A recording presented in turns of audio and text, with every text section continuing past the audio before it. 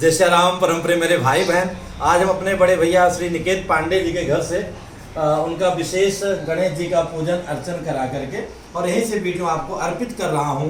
अनंत चतुर्दशी का अनंत जन्मों का पाप नष्ट हो जाता है। अनंत चतुर्दशी व्रत करने के बाद अनंत का रक्षा सूत्र धागा जो 14 गांठों से बंधा रहता है वो धारण करने से पुरुष लोग दाहिने हाथ में धारण करते हैं और महिलाएं देवियां बाएं हाथ में धारण करती हैं पूजा करने के पश्चात में।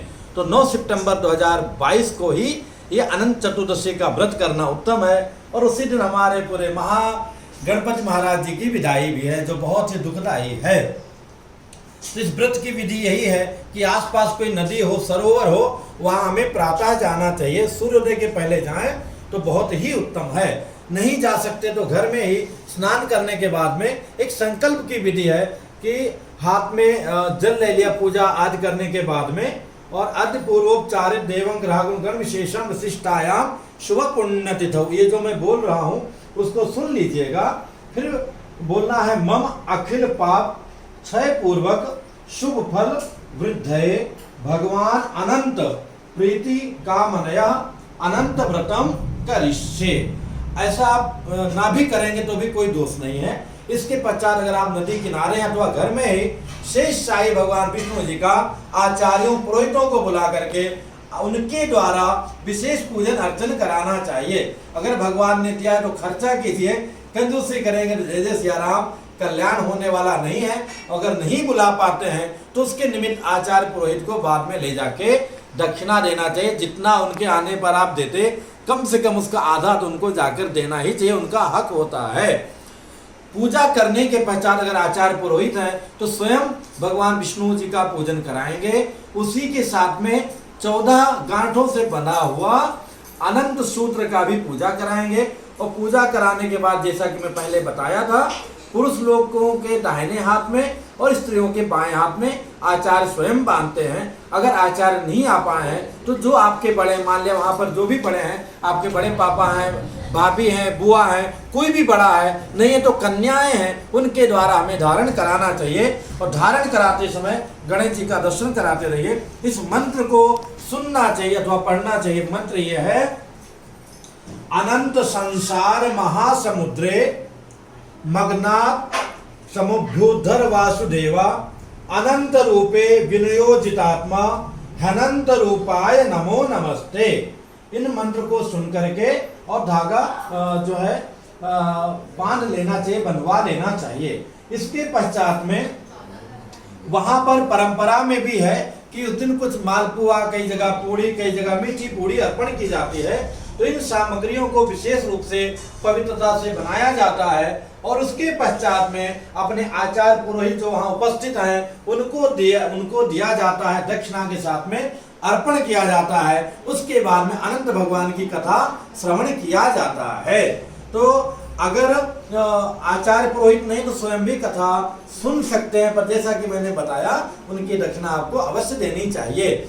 इसकी कथा भगवान श्री कृष्ण जी स्वयं युधिष्ठिर जी को सुना रहे हैं। क्या सुना रहे हैं कि ये कथा बहुत ही महत्वपूर्ण है। और युधिष्ठिर जी को जो है जब उनका वनवास हुआ था, वनवास काल में अथवा कई जगह आता है अज्ञात काल में, भगवान श्री कृष्ण जी ने कहा था युधिष्ठिर जी अगर आप पांचों भाई अनंत व्रत करोगे तो बहुत जल्दी ये जो आपके जीवन का संकट है इससे आप मुक्त हो जाओगे। तो कहे महाराज इसकी कथा क्या है? तो भगवान श्री कृष्ण जी ने कहा कि बहुत प्राचीन काल में कौंडिन्य ऋषि थे और वो अपने पत्नी के हाथ में बंधा हुआ अनंत के धागे का अपमान किया था, जिसके कारण वो बहुत दुखी और परेशान हो गए थे। कथा यहाँ से प्रारंभ होती है कि सुमंत मुनि की कन्या जो है शीला से कौंडिन्य ऋषि का विवाह हुआ। अपनी पत्नी शीला को लेकर अपने आश्रम की ओर कौंडिन्य मुनि आ रहे थे। रास्ते में कोई नदी पड़ी, उस नदी पर जो है उन्होंने स्नान करके संध्या इत्यादि करके भगवान का पूजा करना उचित समझा। पत्नी के साथ में रुक गए स्नान इत्यादि करके और सूर्य अर्घ प्रदान करने के बाद में वो पूजा में लग गए। वहीं पर थोड़ी दूर पर कुछ स्त्रियां जो है, पुरुष लोग भी थे जो अनंत भगवान की पूजा कर रहे थे। और पूजा के पश्चात में अनंत का धागा जो 14 गांठों से वेष्टित था वो जो है उनकी जो पत्नी थी शीला जी को दिया। शीला जी ने भी अपने हाथ में बाएं हाथ में बांध लिया और तब तक वो ऋषि का पूजन संपन्न हो गया और पति पत्नी अपने आश्रम में आ गए, अच्छे से रहने लगे। कुछ दिनों पश्चात जो है कौंडिन्य ऋषि का जो है ध्यान पत्नी के बाएं हाथ में गया। उन्होंने कहा धागा क्या बांधा रखा है? उन्होंने कहा भगवान का प्रसाद है।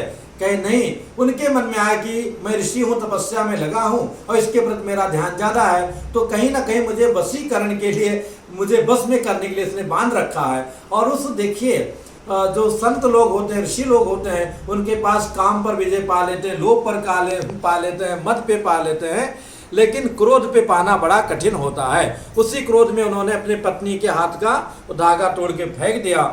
बहुत बड़ा अपमान हुआ, जिसके फलस्वरूप धीरे धीरे धीरे वो बहुत निर्धन हो गए और शारीरिक रूप से भी बहुत परेशान हो गए।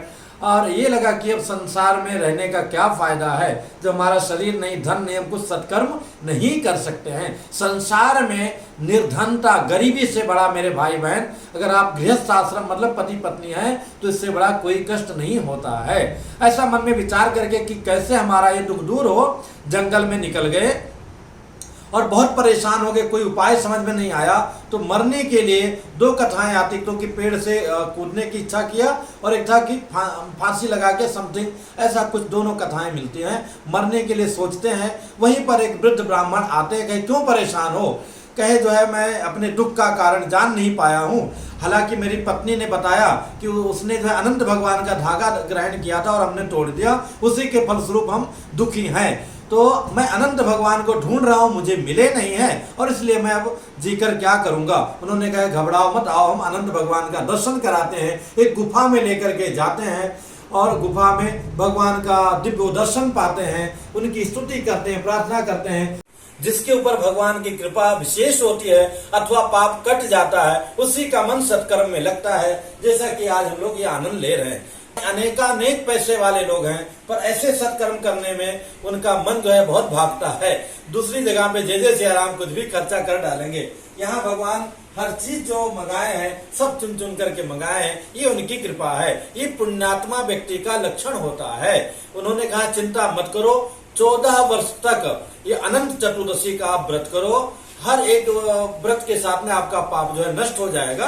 इस प्रकार से उन्होंने व्रत किया और हर बार जो है धागा धारण करते थे, जिसका उन्होंने अपमान किया था, और बाद में उनका जीवन आनंदमय हो गया।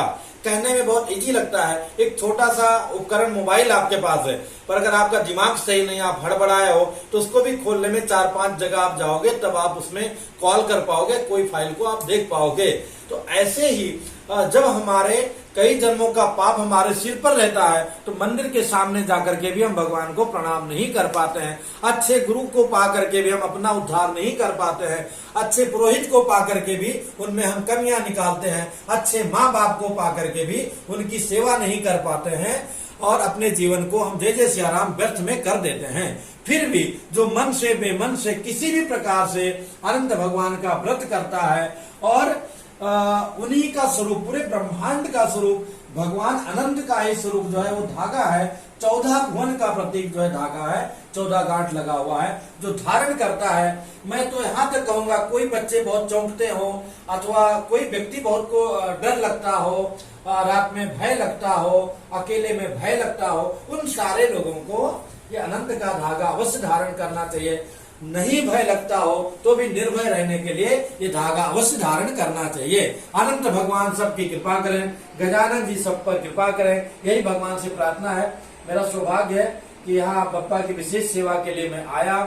जब भी यहाँ आता हूँ कुछ ना कुछ आप देखेंगे इस परिवार का, इस घर से वीडियो में जरूर अर्पित आप लोगों को कर पाता हूँ। गणेश जी की कृपा बनी रहे, आप लोग भी अपने घर में ऐसे गणेश जी का इससे भी बढ़कर के अथवा कम भी उत्सव मनाते रहें। अनंत भगवान का व्रत अवश्य करें। पुनः मिलूंगा एक नई जानकारी के साथ में। जय श्री राम।